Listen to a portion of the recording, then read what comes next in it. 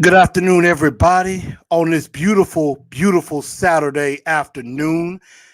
Welcome into the first edition of TLR, the Truth League Report.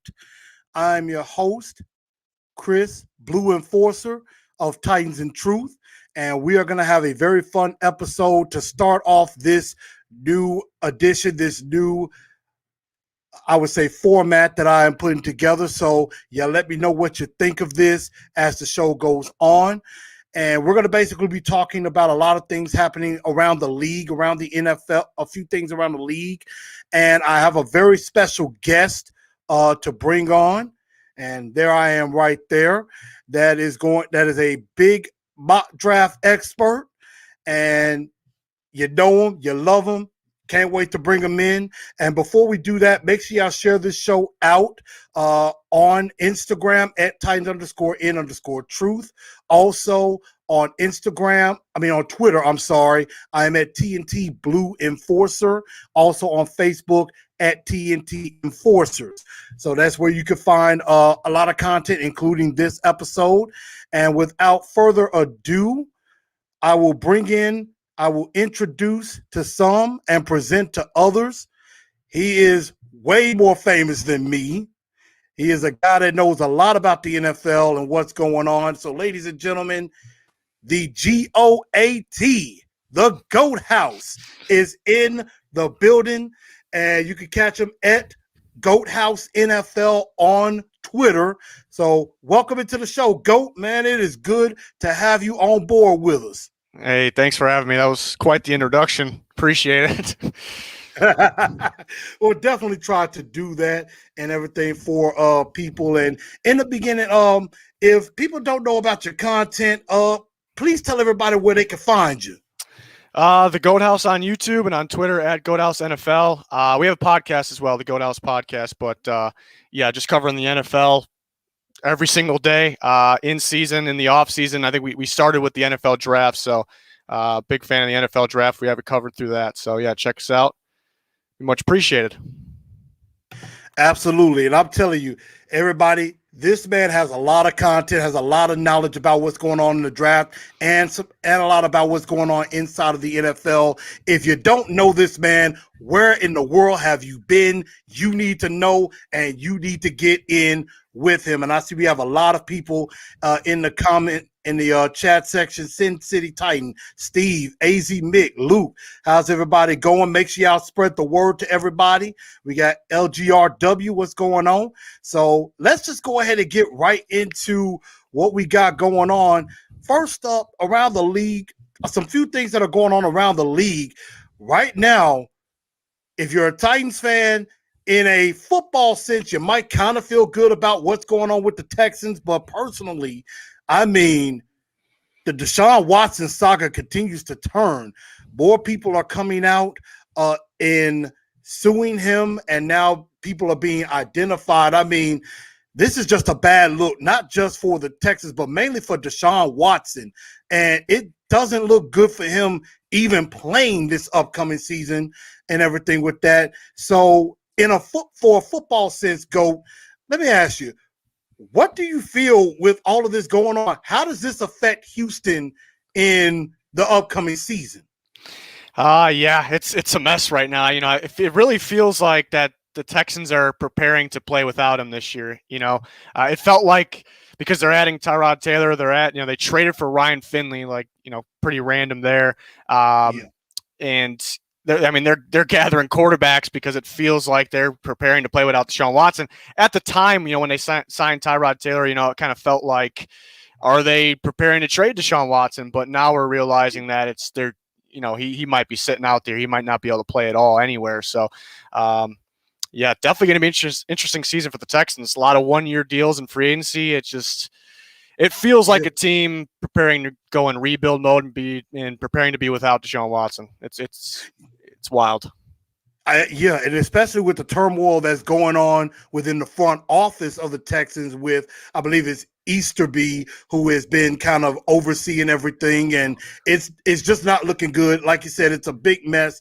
I mean, for a lot of you out there who are new to this and everything, I am a Titans fan. As you can see in the backdrop, I'm loving it. I mean, it helps us out and everything. Now, it doesn't help that the Jaguars have the first pick in the draft, which we're going to get to, and we still got the Indianapolis Colts breathing down our necks as well. But, I mean, this is making for a very interesting offseason to see what's going to happen within the AFC South with that.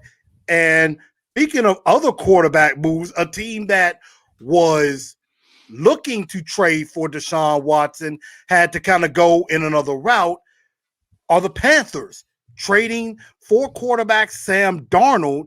And the Panthers, of course, giving up a 6th-round pick this year and a 2nd and 4th rounder in 2022. So with this trade, I honestly think this is good for Carolina. You know, this kind of gives Darnold a restart and gets him a chance to start back over.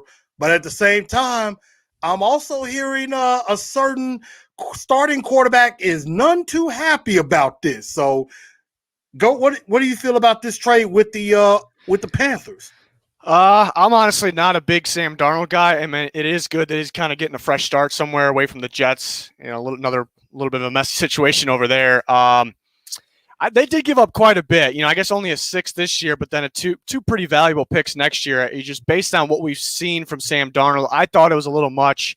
Again, he can improve. You know, Joe Brady's system, he can improve. But you know, what gets me is, you know, they were all in on Deshaun Watson, like you were saying. So basically, you trade for a guy like Deshaun Watson, you're contending for the Super Bowl. So that's kind of what they had in mind there. But trade for Sam Darnold, there's a pretty big gap in between both of those, you know. So I think if Sam Darnold can win a quarterback, it's still going to take some time still, and they'll have him for 2 more years before they have to extend him. So we'll see. I'm just wondering how much better can he get? 'Cause it's been pretty rough right now, but it's good that he gets a fresh start. We'll see. Yeah, hopefully he in Carolina don't hear more ghosts coming around him and things like that. You know, now that he's in the NFC South, he may be hearing some more ghosts because there's some good defenses down there in the AFC South in New Orleans, and of course with Tampa, the Super Bowl champion Buccaneers. So there's definitely some ghosts that he may be hearing, but again, a fresh start. And some people have even said, well, Sam Darnold could be the new Ryan Tannehill because he got away from Adam Gase. And Tannehill, of course, did a lot of good here in Nashville with the Tennessee Titans. I don't see that as much, but like you said, I agree. I think a fresh start is good for him. And one more quarterback, and as we go into draft talk and seeing some rumors going around that you may know, looks like Trey Lance, one of the highly touted quarterbacks, is set for a 2nd pro day. So it looks like he's going to be given a chance to throw for some people. And, you know, lately I've had him mocked as high as 3 at the time before the trade happened with San Francisco. Do you think this 2nd pro day helps Trey Lance, or could it possibly hurt him in the long run? I don't think it. I mean, it's definitely good to have another pro day. He played 1 game this year because North Dakota State only played 1 game while he was there, but for this season. But I think it could only help. But really, I don't know if it's going to do much. I think at this point, what is it? It's April 10th. You know, I think teams have their mind made up on who they like. I mean, they should at this point. So I think everyone's board set, which quarterbacks are at the top of their board. So I don't really think it's going to do much. I don't think it can hurt, though. It's a good look that he wants to continue to play, show that he wants this, he wants to improve. And Justin Fields has another private workout coming up as well. I mean, it's good to see these quarterbacks, try to show that to the league that they're serious about this. But again, like I said, I think teams are pretty firm on their boards at this point, as they should be. Absolutely. And I mean, we're seeing, of course, we see this every year where we see players rise, we see players fall. For example, Jason Away from Penn State, he is shooting up boards now. Yeah. And I was thinking that he may be more of a 2nd, maybe 3rd round pick. This guy may go in the 1st round. Caleb Farley, of course, a guy that I'm actually becoming a fan of. He's dropping a little bit, maybe not too far. And obviously some other people are liking this too. Sin City saying Caleb Farley at 22. Obviously, that will probably be a good pickup.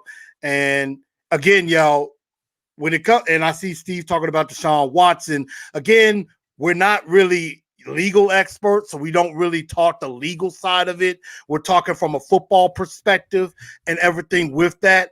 But we're seeing how this is affecting the Houston Texans. So that's what we're talking about. Steven said, knowing Sam Darnold, he probably didn't want to end up in the same division as Brady again. And that's exactly what happened. Yeah, I didn't think about it like that.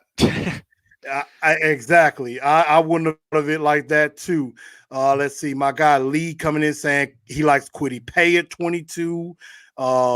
What do you think about Kwity Paye before we do get into the draft talk? I like Kwity Paye. You know, not too many games for Michigan this year, so that's kind of tough for the sample size there, the film this year.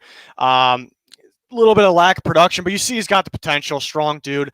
I don't know about him for the Titans, though. You know, I think he's strictly a 4-3 defensive end. I wouldn't rule it out. You know, I wouldn't rule it out because a couple years ago, the Titans brought in Cameron Wake, and everyone thought he was a defensive end. Is he going to fit? Because the Titans pass rushers are outside linebackers, of course. So would he fit? That kind of works. So I wouldn't really rule it out. I just, you know, prefer him with his power, his strength, his reps with his hand in the dirt on the line. You know, I prefer him with a 4-3 defense to play defensive end. But, you know, who knows? Titans, they got a unique defense. So that they can plug any of those guys in and make it work probably. Yeah, and I will say this. As far as the Titans are concerned, I'm with you. I don't really see the fit with Kwity Paye. I went back and looked at some film of him, and really, I have him ranked as my fifth pass rusher out of my top 10. And with Kwity Paye, I didn't see the production. I don't see the fit. I think he's better. He kind of reminds me of a Jadeveon Clowney a little bit.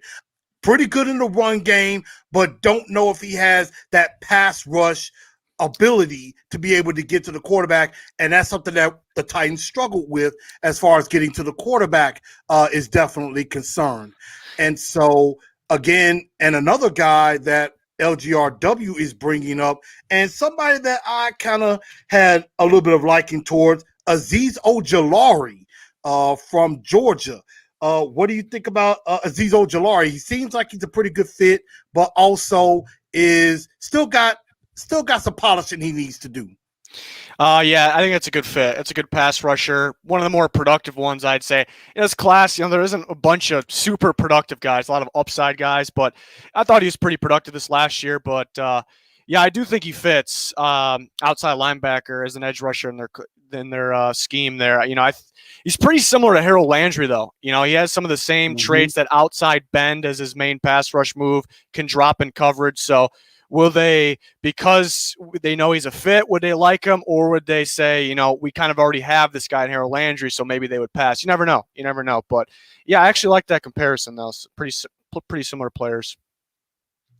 Absolutely. And, I mean, that is something that I like Azeez Ojulari, you know, because he does have good use of hands. He has a quick first step and everything, although him playing for Georgia did have me a little nervous, but I've always been taught, you know, from Teron Davenport, ESPN reporter for the Titans, he would say, don't blacklist a school because of a particular player. Obviously, the Isaiah Wilson situation was a big problem, but we can't, you know, blame Azeez Ojulari or any other Georgia players because of that, and still got to see what value that we do have with those particular players. Now, one guy that I know that you're a fan of, that you really like, and you deem as probably the best pass rusher in this draft, is Jalen Phillips.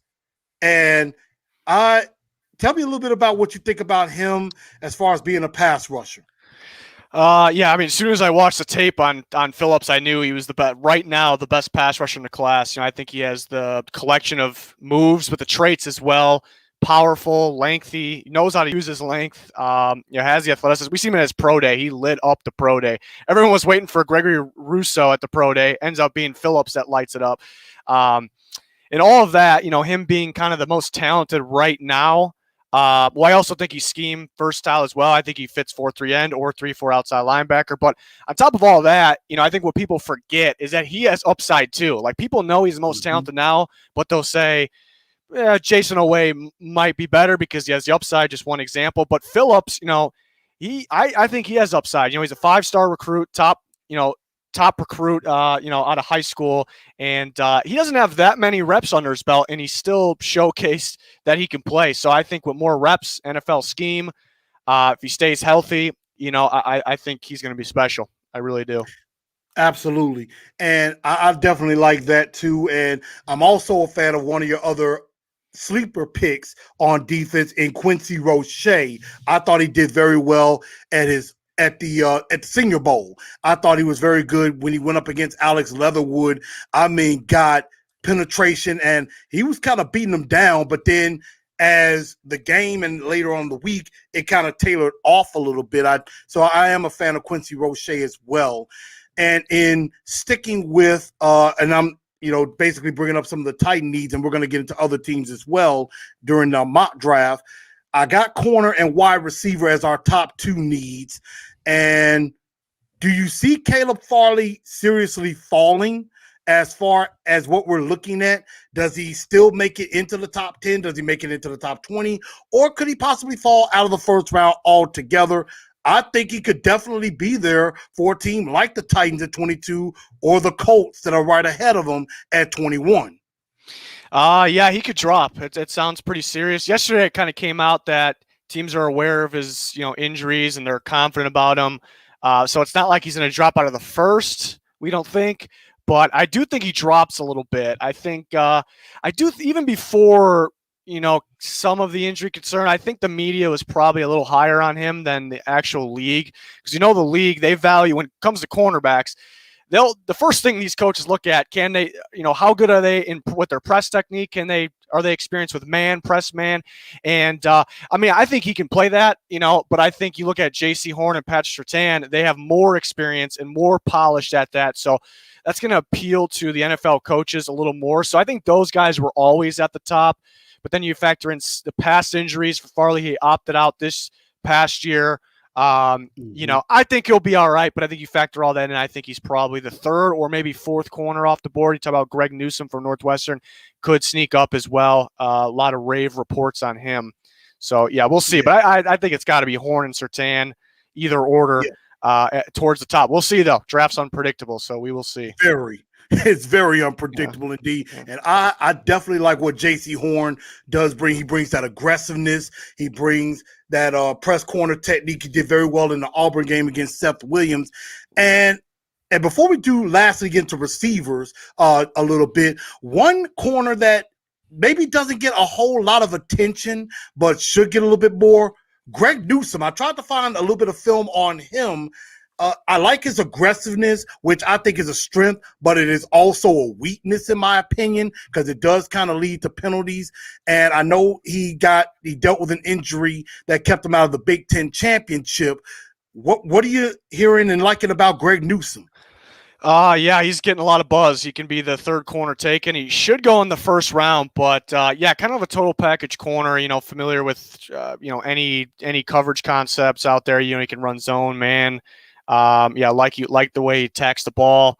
I think the thing with him is kind of a small sample size in terms of, first round film, because it was this year, the whole year, it was first round film. Like, it was fantastic. Not too many games from the Big Ten teams like Northwestern. In the past, wasn't playing at that level, still was solid, didn't play every single game in past seasons. So I guess there is some risk because you're not going off a whole lot with him. But people like what they see. I think worthy of being a first-round corner. I prefer him maybe in the back end of the first round. I'm curious to see who the 3rd corner is, off the board. Is it him or is it Farley? Could it be somebody else? Could somebody else sneak up? Last year we had that group of corners everyone knew about. These guys were going to go. first round through second round. We knew Okudah and CJ Henderson at the top, but after that group of corners, we had no idea the order they were going to come off the board. And as expected, they came off in a completely random order. It could be the same thing this year. It's a similar class. So I'm excited to see how they come off the board. It's going to be surprising, I'm guessing. Definitely with that. And definitely saw some comments, with Sin City Titan. Let's get into the receivers once more a little bit. Of course, we know the top three receivers being Jalen Waddle, Devontae Smith, Jamar Chase. Obviously, another we would throw in Kyle Pitts, who would be for the Titans, an absolute dream. But we know he's going to be long gone before the Titans even sniff the draft. But after those three, because I'm thinking those guys are going to be gone, who do you favor as a guy that would be the next one to go? Not only as a potential for the Titans, but I'm just talking about to go period after those guys, Bateman or Marshall. Yeah. There's a group of guys that, again, they can come out in any order. There's a group of guys that are pretty tight. You mentioned Rashad Bateman could be the fourth receiver taken. Terrace Marshall. I like Elijah Moore a lot from Ole Miss. Really good slot receiver, can play outside. I think that's an instant impact type of guy. You just give him the ball anyways, sure-handed, could run after the catch, 4-3 guy. So I think between those guys, Elijah and Kadarius Toney from Florida, throw him in there as well. Pretty similar to Elijah Moore. I think those two guys, along with Marshall and Rashad Bateman, I think those four should be the next off the board. There's so many good receivers, though. There's certain people like Rondale Moore. He could go first just because of his athleticism. Some teams may back off because his route concepts, didn't really run a whole bunch of routes at Purdue. It was kind of just screen pass, quick slant, end around, one of those guys. So some teams may back off. I love this receiver class. So, I'm curious to see I would say it probably should be Elijah Moore, the next receiver off the board, to answer your question. But, again, Bateman, Marshall, Kadarius Toney, those guys are right there as well. Yeah, and I am a huge Kadarius Toney fan. I definitely like what he brings, his toughness. When he gets his space, he's tough to bring down. He turns into like a running back. And, the game against South Carolina, breaks about 7 tackles on his way to the end zone. And I thought that was just that was probably one of the most fantastic plays I've ever seen in a college game. And that was just, dynamic with that. Now, I did see some stuff about Charlie Casserly coming out saying, and we'll go Titan-centric for a moment, about Stephen Crosby brings up Kelvin Jenkins, the offensive tackle from Oklahoma State. We know this is a very, very deep offensive tackle class that is there as well. Obviously, word is the Titans are very interested in him. The Colts are interested in him. Some other teams, maybe like the Steelers, the Jets, teams that definitely need offensive line help. How high could Kelvin Jenkins go, or how low could he end up going? He is getting a lot of buzz lately.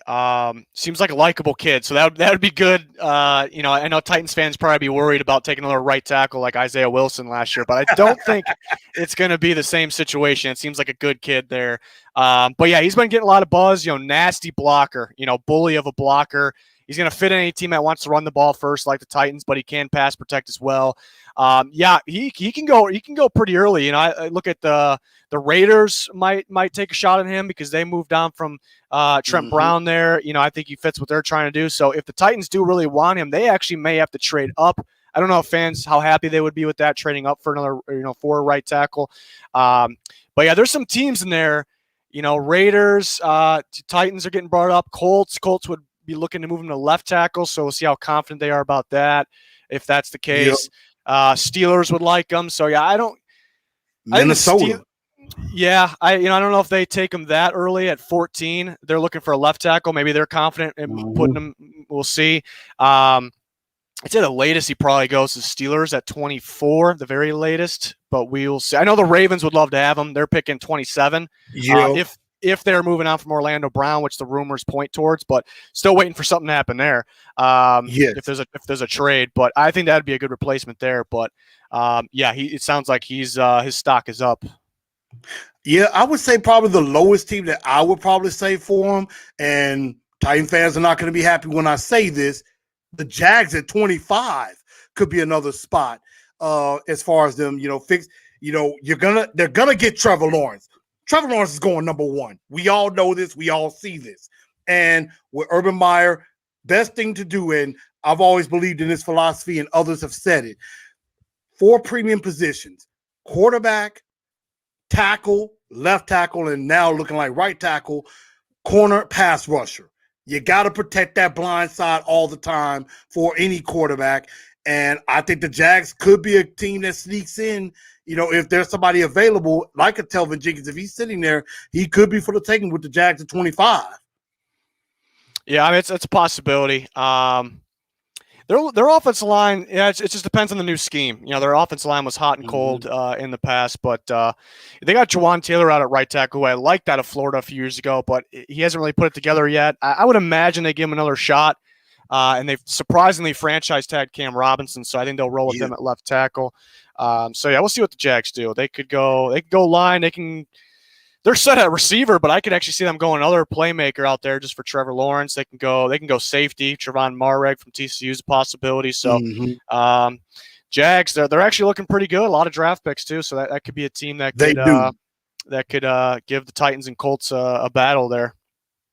Yeah, and that's the thing about it. I mean, like you said, the Jags have a lot of draft capital and could definitely do a lot of damage in this draft coming up, along with a team like Miami, who is, definitely very, stockpile with a lot of picks as well. So I like where this is going as far as this draft being extremely entertaining with that. So I think that's just something that all of us are looking forward to. And I'm bringing up my mock draft right now, having a little bit of difficulty, but just getting to some comments where we do so.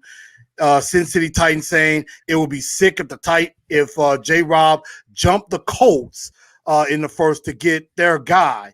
And I mean, that's something that could definitely happen. I mean, it is, you're playing chess in the draft. You got to see, you got to not only worry about teams behind you, but you maybe have to try to see if you could jump ahead of some teams, to get a guy that you don't want them to get.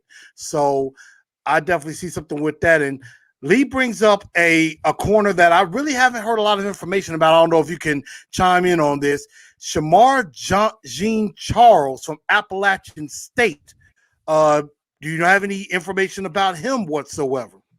Yeah, he was a playmaker for Appalachian State. He hasn't been getting too much buzz though. There's some corners, under the radar corners, that could go earlier than people expect. But yeah, it's going to be like we were saying, it's going to be unpredictable, surprising how those corners come off the board. So just like last year, I think it's pretty similar. But yeah, we'll see if some of those guys like that, Appalachian State had a pretty damn good defense this past year.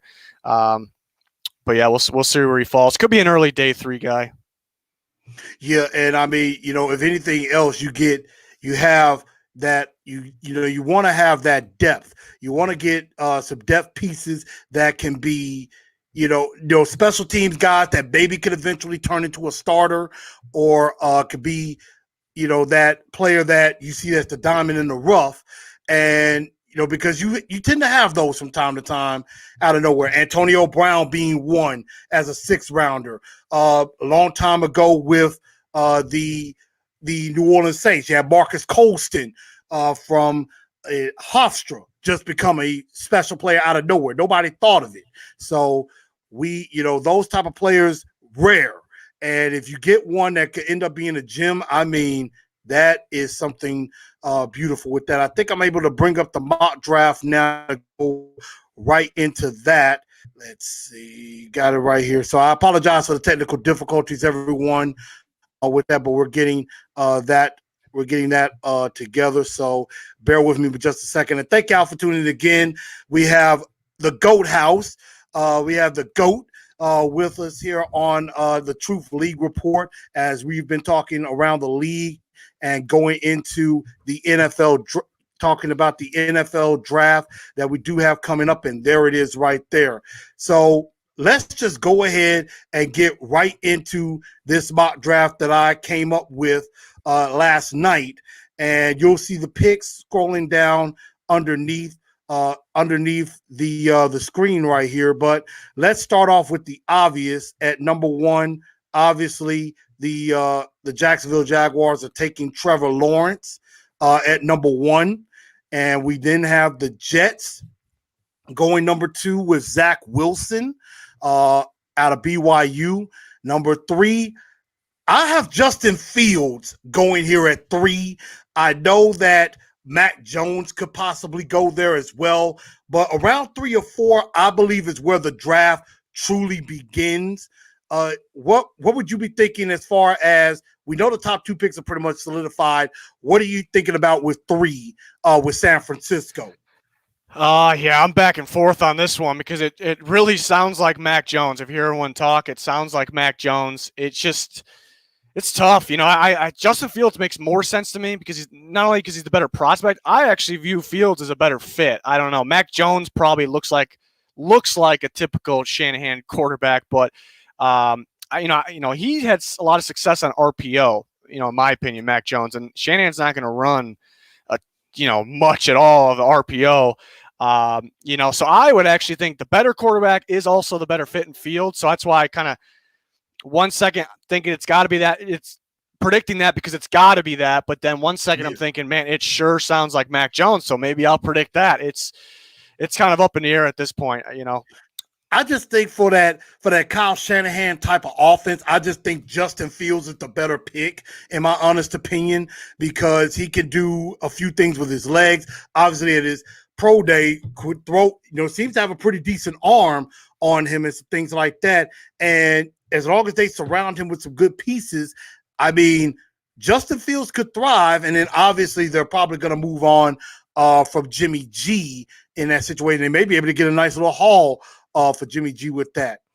At 4, we're going to go ahead and finish up the rest of the top 10. At 4, obviously the Falcons, I think with Arthur Smith, he finds his next Jonnu Smith, a better version of Jonnu Smith, and Kyle Pitts, one of my top 2 favorites in this draft.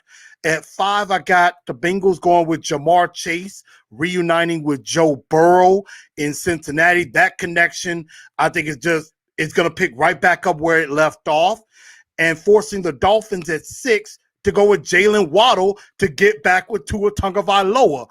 So we're kind of catching the theme of a reunion here with some of the wide receivers with their quarterbacks. At 7, I got Detroit with Penei Sewell out of Oregon at the offensive tackle position. His slide ends. And then at 8, with Carolina now having Sam Darnold, they could address something else. They may trade down in this situation, but I have them going with Rashawn Slater, offensive tackle from Northwestern.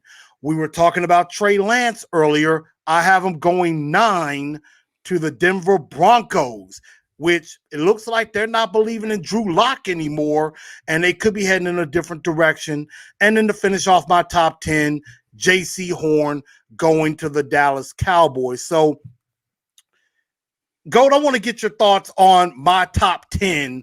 Does it look pretty good to you? Do you think maybe I'm off my rocker with a couple of these top 10 picks? What are your thoughts on your reaction to the top 10 that I have so far? Starting with the Falcons at 4, yeah, I think it's interesting because teams are calling to try to trade up there. If they stay put, I think they could take Kyle Pitts. I think they're set at receiver, but getting a guy like Pitts that can play tight end receiver, you can use him and Hayden Hurst at the same time. So I do think that's possible. Bengals, it's tough. A lot of people think offensive line. I've been going with Chase too, just because they actually could think they're set at tackle with Jonah Williams and Riley Reif. It's up in the air. They may not think that, and then they could use another receiver to replace AJ Green. Jamar Chase happens to have that chemistry with Joe Burrow. So, yeah, I agree with that.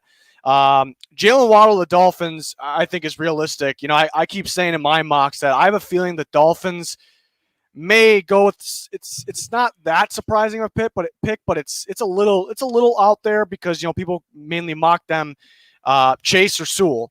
And I think it could be because they trade back to 12 and they trade back up to 6. I think they had somebody in mind that they know they can get at 6. Now, you're not 100% certain that they could get Chase at 6, so I don't know if it's him. I do think they like Waddle to play with Will Fuller and Devontae Parker, so that's a possibility. Lions, yeah, you don't see the offensive line mock to the Lions really ever, but I do think it's a possibility. They bring in that Saints coaching staff part of their staff, and they really value offensive line, completing the offensive line. So it's definitely a possibility. They signed Big V from Philadelphia last year for right tackle. I don't really think he's a right tackle. I think, and they have Taylor Decker set at left tackle. He's fantastic, but I don't think Big V is a right, in my opinion. So maybe this new staff doesn't either. Maybe they think he's a guard like I do, and then they can draft Sewell and put him at right tackle. So that's a pretty good thought that you don't really see too often. Slater's pretty common with the Panthers at 8. Lance or the Broncos. Yeah, the question with the Broncos is you see them in mocks trading up, for a guy like Lance, and do they even need to? That's kind of the big question. Do they need to waste those picks? They might be able to sit put and take him. I guess the Patriots are the dangerous team. They could trade ahead of them and take a guy like Lance, but and then it doesn't work out. But there's a possibility they can actually stay put and still get their guy. And then you had J.C. Horn at the Cowboys. Yeah, it sounds like this is either Horn or Surtain here. I do like Horn a little better for them because I do think he's a little better man corner. Surtain, I think, will be better in a scheme that has some man and good mixture of man and zone. So it just depends on the team. But I do like Horn for the Cowboys. Yeah, and I mean going back to Penei Sewell, I had a really difficult time kind of figuring where to place him as far as that. I mean, again, could go as high as 4 to Atlanta. Really could go as high, as 2, but we know the quarterbacks are going to go there. So I mean, 4 with the Falcons could definitely be there. 5 with the Bengals was another possibility. And I just saw that little mini slide, but not too much of a slide as far as Penei Sewell is concerned. But now going out of the top 10, we're going to go to 11 with Micah Parsons at 11. I just like to fit there at linebacker. They need to keep refueling and retooling that defense and getting everything together. Of course, they picked up Adoree Jackson, formerly of the Titans, and they're really trying to, fix up on the defense. Also, they definitely want to make sure that Saquon Barkley is healthy. So I could see them going a Devontae Smith at this point, which I have them going 12 to their arch rival Eagles at this point. I just think with Jalen Hurts, we don't know what the Eagles are going to do as far as quarterback. They may even trade up for a quarterback. I mean, crazier things have happened. But I can see Devontae Smith fitting well there. At 13, I'm going to go with Christian Darrisaw to help Justin Herbert and that offensive line in the Chargers. And the Chargers, if they could get themselves together health-wise with Joey Bosa on that defense, the Chargers, I'm not going to say they're going to, overtake Cleveland. Maybe not Cleveland, Kansas City. They could kind of scare them, maybe just an inch on that as far as the talent is concerned. But I mean, we'll have to see how that new coach works out in LA. 14, of course, Zimmer's going to go defense. I got him with Patrick Surtain. And then you were talking about Mac Jones earlier. I'm going to stop here at 15 with Mac Jones going to the New England Patriots. So got him going to the Patriots, just not trading up yet for him. So what did you think of those next 5? Yeah, I think it's realistic. Parsons should go around that range, would fit it inside for the Giants, inside linebacker. I think Eagles fans would be happy with Devontae Smith. Get a receiver that's kind of a sure thing. Like, this guy's going to get open. He's going to get separation, catch the ball. Chargers could use a left tackle. Yeah, the Vikings, we haven't really been seeing corners mock to them too much, but now we're starting to see it. They have a similar situation to the Titans. They got Jeff Gladney, their first-round pick from last year, got in trouble off the field. And it sounds pretty bad, too, so he might be gone. They did pick up Patrick Peterson. That's the argument against it. They're kind of set for a year. Patrick Peterson, Cameron Dancer, outside corner. But Patrick Peterson's a 1-year deal, so they could be looking at a guy like Surtain for the future there to start with Patrick Peterson. Interesting, too, they actually brought in Alabama's defensive back coach as their defensive back coach, so I know he'll be pounding the table for his guy there, so that would be interesting. And then the Patriots went Mac Jones. Yeah, from everything we've heard, it doesn't sound like he's going to drop down that far. But it is, you've had realistic picks, so it's possible. Yeah. It's possible that he, in this scenario that he slides through without trade ups. If trade ups don't happen, then he can drop. And that's possible too, because last year we were hearing all the Dolphins are going to trade up, the Chargers are going to trade up. None of those teams traded up last year, so it's very possible that that's just all just buzz right now. That's really not 100% truth. So we'll see. A smoke screen, basically. Yeah. Yeah, and I mean, and that's the thing about with this mock draft. Didn't want to really do a whole bunch of trade ups, especially in the first round, as far as that, because you want to kind of keep it. I just wanted to keep it as realistic as possible, sticking to this. But we know, of course, there's going to be some wheeling and dealing going on. Yeah. We know some team out of nowhere is going to just do something just like Kansas City did with Patrick Mahomes and, things like that, which, I mean, they go from 27 to 12 and go ahead and get Patrick Mahomes, which, I mean, we see it's paid them dividends. Yeah. That's the tough part about making mocks is the trades, because everyone always wants trades. They want you to do trades, and trades are going to happen. But as soon as you predict one, and then that changes who's picking where and what players come off the board, and if that doesn't happen, you kind of created a mess. So I almost do prefer not doing trades as well, even though we know trades are going to happen. That's just the beauty of the draft. It's just, we keep saying it, it's just unpredictable, and that's why it's just so exciting. Absolutely, because I mean that's what I tried to do, and in the Titan mock that we're going to get to in just a bit, I did do about 2 or 3 trades. I did about 2 trades later in the draft, and it's only because I couldn't say no to those. First round, I said no, but a little bit further down, the deal looked too good, and I just thought, what the hey, might as well. Let's see what we can do for that. But at 16 with the Arizona Cardinals, now this is probably a shock to a lot of people. I have them going Najee Harris at running back to go down there with Kyler Murray. I mean, we already have, they got A.J. Green to go along with DeAndre Hopkins. They could possibly bring back Larry Fitzgerald for one more year. They got J.J. Watt down there in Arizona. They're trying to build something in that NFC West. We know it's going to be a dogfight all year long. So adding another offensive weapon could definitely help keep Kyler Murray up.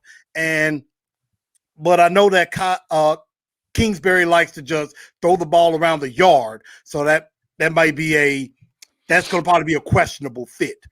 At 17, I got the Raiders going with JOK. Jeremiah Owusu-Koramoah from Notre Dame. We've seen him mocked a lot to the Raiders, and it just fits there. Kwity Paye, who we talked about earlier, I have him at 18 to the Dolphins. Another, that defense has gotten stronger. It's gotten better under Brian Flores. They just missed the playoffs. And, I mean, Miami is vastly improving, and they could control this draft altogether and could be a dangerous threat. 19, I have the Washington football team with Elijah Vera Tucker out of USC, could play guard, could play tackle at some point. And then the aforementioned Kelvin Jenkins at 20 going to the Chicago Bears. No quarterbacks were there for them, so I just figure, they might as well go ahead and get an offensive lineman to help whoever they have at quarterback. So 16 through 20, what were your thoughts? Any kind of craziness? You don't see the Najee Harris to the Cardinals a lot. I actually do like the fit, though, because when they run the ball, they like running inside the tackles, right up the middle, see some delays, and Harris can handle that load. He also can catch the ball pretty well, downfield in the backfield. So I do think he fits. I don't know if we see him go that early, though. I think it just depends. Yeah, it just takes one team to like him, I suppose. But, I think most teams for that early may be a little concerned about his speed, but it's possible. I'd say it's possible. Jeremiah Owusu-Koramoah I like a lot. Raiders. Yeah, you do see him mocked to the Raiders a lot.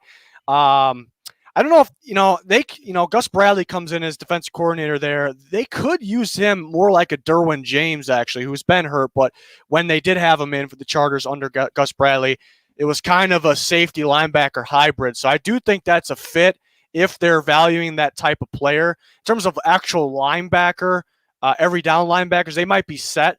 But yeah, they could get creative with him because he's one of the better coverage linebackers, hybrid players that we've seen in a while. Dolphins, Kwity Paye, yeah, I think that's possible. Put him opposite of Emmanuel Ogbah. Washington, Elijah Vera Tucker. That's probably the latest. Not to say the Colts maybe is the latest he goes. He could go as high as the Chargers, Vikings. But Washington, yeah, I think they would put him at tackle. I think he could be a Pro Bowl guard. Tackle, he could be solid. But I think because they're need at left tackle, they'd probably put him there. And then Tevin Jenkins to the Bears. I think it's possible as well. They brought back Jermaine Ifedi for right tackle, but it was like a 1 year, $4-5 million deal. It kind of felt like, just in case we can't upgrade, we got you here. So it's definitely possible there. Yeah, the Bears were kind of hard to kind of figure out for me because, all the talk has been the Bears need a quarterback. The Bears need to go for a quarterback, and they're probably going to get desperate enough. They may try to trade up, especially if a Mac Jones or a Trey Lance is there. Of course, they're not going to, they're obviously not going to take a Davis Mills or Kyle Trask in the first round. That's not that doesn't make sense to anybody as far as that if you're getting too desperate for a quarterback. So go with the safe pick there. Now going into 21 with the Indianapolis Colts, who are right ahead of the Titans, I have them going Greg Newsome out of Northwestern. Obviously continues to help their defense. We do know we could have easily put a tackle right there because they could definitely use a tackle as well on that left side. Could definitely give the Titans some problems. To add to that already impressive offensive line that'll be in front of Carson Wentz. This might, help rejuvenate his career some or anything. Could see a playmaker go here, like a receiver or something like that. But I think Greg Newsome helps their defense even more and go on that side with Darius Leonard. And Darius Leonard, as much as I don't like the Colts at all, Darius Leonard is a tremendous player. And I think a guy like Greg Newsome fits right in as well with that type of defense. And then my very own Tennessee Titans at 22 hits what I think could be the jackpot if things go well. Of course, with the news coming out about Caleb Farley looking like he could be just fine, even though he has the back issues and everything. I have Caleb Farley to the Tennessee Titans at 22. I just think he's my number one corner on my board after Surtain and after J.C. Horn. I just think Caleb Farley, he could do pretty much everything. Now, there are some issues about him sometimes turning and looking for the football at times, but sometimes I've seen in film, he beats the receiver to the route at times and picks the ball off.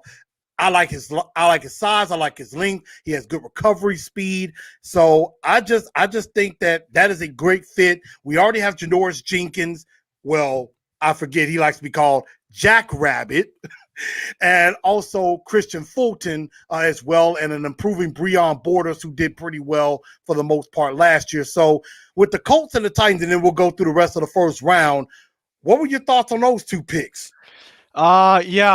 Colts, they could go corner. I'm kind of wondering, because they need a left tackle very bad. I think they need a pass rusher or two pretty bad. Yeah, those are some important positions as well.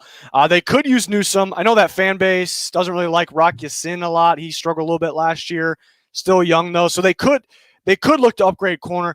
They ran a lot of cover two last year, and I think I don't really value that position that much in a cover two because corners are. You got to be talented, but the corners are mainly covering the flat, which isn't not a lot of responsibility. So where do they value it in the draft?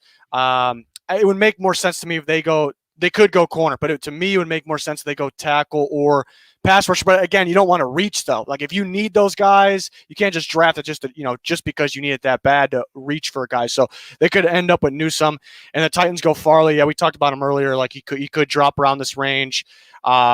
I think you mentioned when you watch him, it kind of looks like he beats these. He's almost turning himself into a receiver, and I see the same thing. And it's interesting because he actually was a receiver turned a corner, so that's what we see a little bit of that, and that's good. You like to see that. You make yourself the receiver outplaying the actual receiver. You love to see that on tape. There's not too many corners that actually do that in the NFL even. So, and that means he has upside. Coming from a receiver to cornerback, understanding who he's covering and more reps at the cornerback position. So, yeah, he's got a lot of upside. He's talented. Just got to stay healthy. Titans could grab him. They could grab him. It really falls on their thoughts on Christian Fulton, I think, because they like Janoris Jenkins for 2 years, the contract they signed him for. And we just don't know how they feel on Fulton because they didn't play him a whole lot last year. They got him going a little bit. But that's because they had 2 starting corners already. But so that could mean now's the time they like Fulton, or maybe they just don't like him that much as a starter, so they could try to upgrade. They could play him in the slot too. We just really don't know. So we'll learn what their thoughts on that, I guess, on draft night. Yeah, and I mean with Christian Fulton, this is a big year for him because, like you said, Fulton was coming in, seemed like he was doing okay in the first couple of games, and then he gets hurt, missed, I want to say about 7 or 8 games or even more than that. And it really hindered his progress and things like that. And the last year's draft class for the Titans was just was unproductive, very much is the key word. So, I mean, with J-Rob, there is a lot riding on this draft for the Tennessee Titans. They know they have to hit home runs. They cannot just get, I'm using baseball terminology. You can't just get a couple of singles and maybe a double or so. You got to get some home runs. You got to get a triple or 2, and then maybe get some doubles that look like they're good. They start off good and can get better going along. You got to hit home runs. You can't strike out in this position if you are the Tennessee Titans. But continuing on, because I know we're running out of time a little bit. At 23, I have the Jets taking Jalen Phillips. I think we both agree Phillips is extremely talented, could be the best pass rusher in this draft. At 24, got the Pittsburgh Steelers with Travis Etienne. I had him going to the Steelers in my last mock. He's probably one of the very few picks that didn't change, along with Jalen Mayfield going to the Jags at 25. Ojulari going to the Browns at 26. At 27, the Ravens, I have them going Trevon Moehrig of TCU at safety. That can help that defense continue to get better. I think the Saints get a steal here at 28 with Rashad Bateman. I had him number 1 on my board. I thought about taking him as a Titan fan as well, but I just thought defensively we need more of a need, and this wide receiver class is just so deep that we could get a starting caliber receiver in the 2nd or 3rd round. Packers go with Terrace Marshall at 29. And I think that's another good fit on the other side of Devontae Adams. And our resident Jeopardy host, Aaron Rodgers, is probably wanting some more toys to play with and everything. So that might work out even better for him. At 30, I have Gregory Russo. There's upside there. I think he projects more inside than outside. I think he probably fits either as a 4-3 defensive end or a 3-4 defensive end, in my honest opinion, because most of his damage came from the inside. At 31, I like Zaven Collins going to Kansas City. Help that defense out a little bit further. Very athletic, can play on the edge, can play off ball, can help in the run game as well. And then to end my first round, the Super Bowl champs, the rich just keep getting richer. Christian Barmore on that already stout defensive line, along with Vea, Jason Pierre-Paul, and Shaq Barrett going back. That just makes the Tampa Bay Buccaneers even more dangerous. So we know we're running out of time a little bit, but what were your thoughts on those last few picks? And then we'll quickly go through the rest of the Titan picks the rest of the way.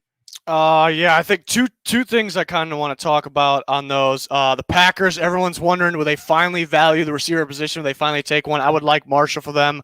Who knows with them, though? It doesn't feel like they value that position in the first round. But I do think there's some receivers because they're pretty picky about their receivers. So I think there's some receivers like Marshall, like Bateman, that they'll actually like enough to take them. We'll see. And then the last pick, I want to talk about Barmore. I've actually been hearing that the league, the teams, in the NFL are higher on him than what the media has said. So he actually can go a lot earlier than expected. So that's something interesting to look out for on draft night. We'll see if that's true or not. Yeah, I am a huge fan of Christian Barmore. I mean, the way that he dominated in the dominated during the season and also in the playoff. I like him as a fit for the Tennessee Titans. Don't get me wrong, even though I think there's some more pressing needs that we have to take a look at. But I still like Christian Barmore a whole lot. I would hate for him to go to Tampa Bay, but I just think that's a pretty good fit. They tend to get better defensively with that. But In the other rounds, we're going to strictly talk Titans on this last part. We already mentioned Caleb Farley at 22. At 53, I have the Titans taking Joseph Osai from Texas.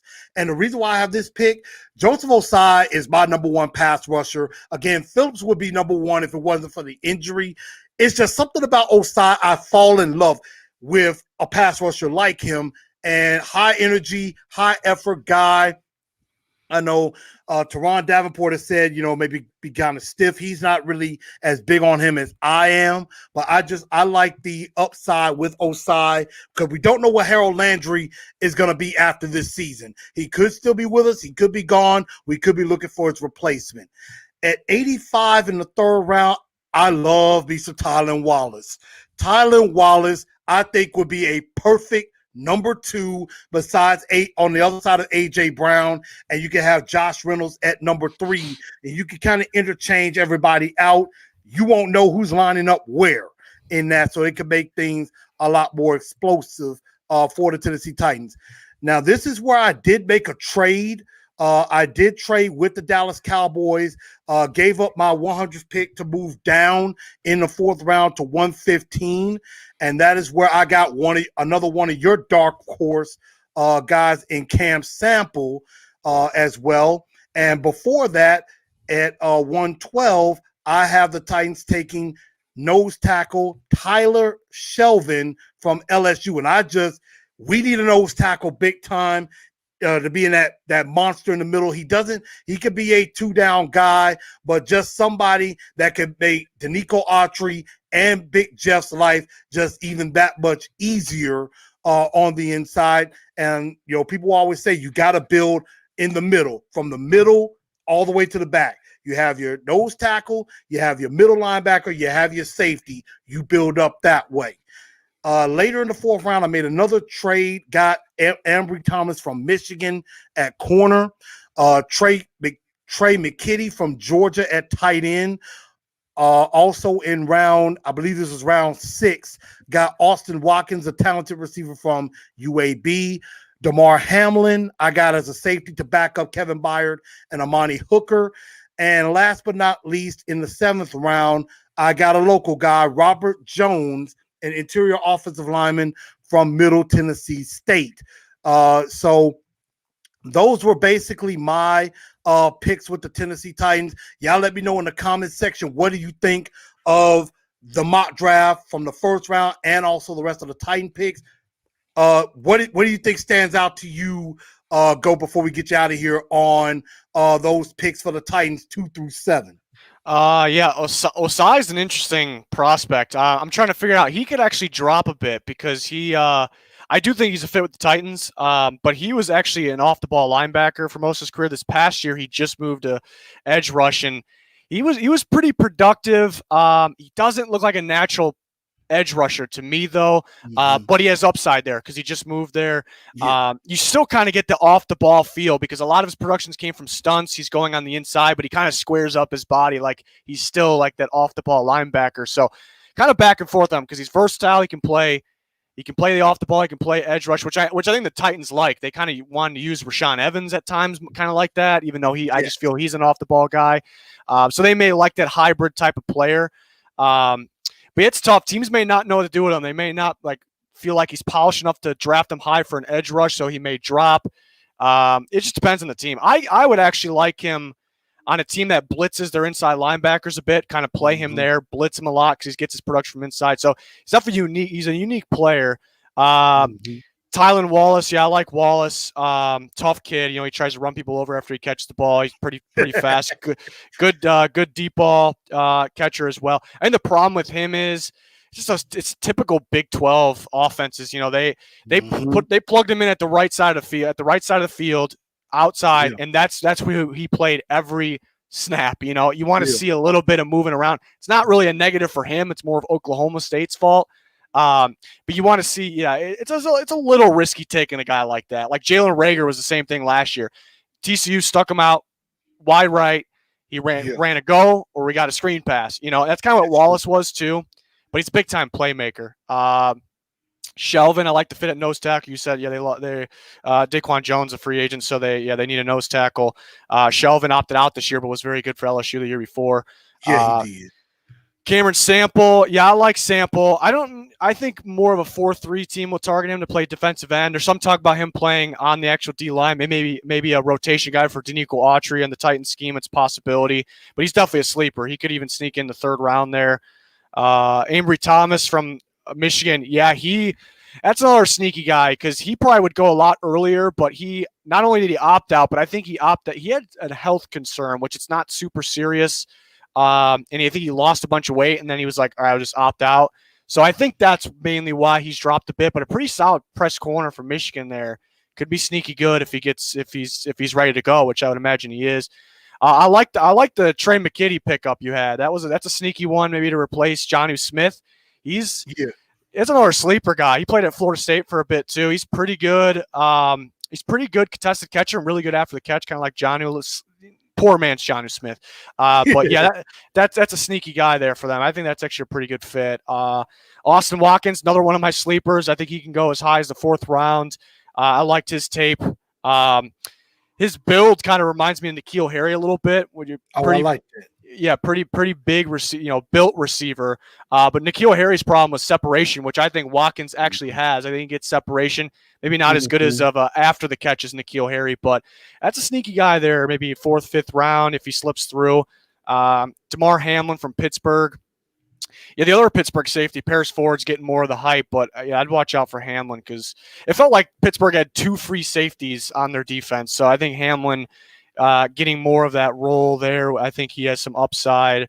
And then Robert Jones, which I think he played some tackle at Middle Tennessee, and I think he'll move into inside, which makes sense to me. Sometimes those guys have upside. Sometimes it becomes easier for them going from tackle to guard too. So that could be a diamond in the rough there potentially. Some of those guys down the stretch. Yeah, and that's something that I just think is very good because. Now, I will say the tight end position, I was having a difficult time trying to figure out where was the right place to pick a tight end in this draft. I mean, Brevin Jordan, very talented. Obviously, I know you've had a couple of mocks where you've had the Titans taking Tommy Tremble in the 2nd round, definitely. And also another tight end that I liked, Hunter Long from Boston College is another. And, I mean, Trey McKitty, I just thought would be too talented to pass up with that. Although I will say the one part I was disappointed in with my mock was I didn't take an offensive tackle a lot sooner.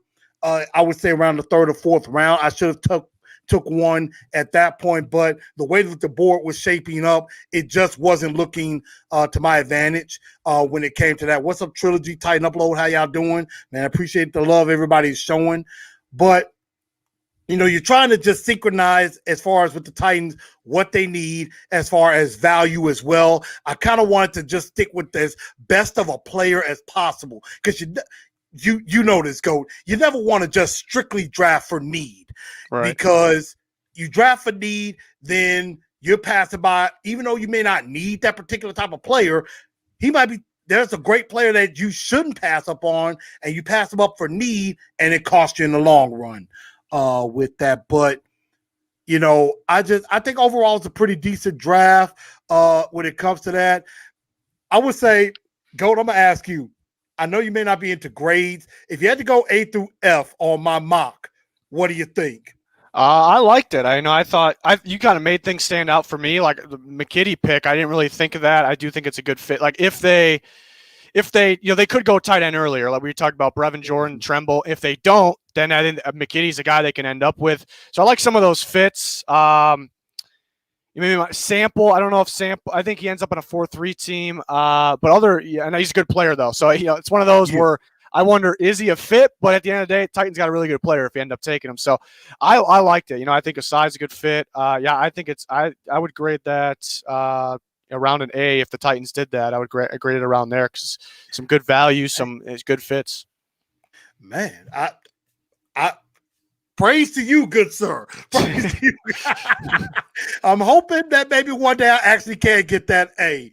But man, This has been so much fun going over this draft. Everybody, don't worry. I'm going to probably unveil another mock draft next week on the Truth Report, at the Truth League Report, as we do talk and get into more, getting ready, getting closer to the draft. And also remember, the Wednesday before the draft, I believe that is the 28th, I am going to go ahead and I'm debating if I'm going to do a 2 or 3 round live mock. I think I'm definitely going to try to do 2 rounds with all of you on there. I know, GOAT, you're going to definitely have a lot of big-time draft coverage coming up. So getting you out of here, where, again, just in case somebody came in late, where can they find your great content and your draft coverage that you have coming up? On YouTube, we got daily content. You can search the Goat House and you'll find us. And then on Twitter, we're just constantly talking. We'll be talking live during the NFL draft. That's Goat House NFL on Twitter. And you can find the Goat House podcast on Spotify or iTunes. So we'll have you covered. So check it out. Really appreciate it. Yes, indeed. Are you a wrestling fan? Wrestling? No, not really. Not into wrestling too much, unfortunately. I understand. But I know for some people out there that they are fans, of course. Y'all go enjoy WrestleMania week. I'm probably going to do that as well. But before we do go, Goat House, man, this has been an absolute pleasure. It's been a treat.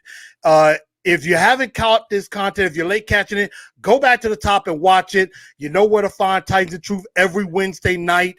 Every Wednesday night about 6:30 p.m. I'm going to start doing the Truth League Report at least on Friday or Saturdays. So expect these videos to come out as we start getting more into talking about the rest of the league. Goat House, thank you again for being a part of this show. It has been awesome. It's been a treat. I've learned a lot, and I look forward to definitely talking to you definitely in the future. Yeah, no problem. Thanks for having me. It was a lot of fun.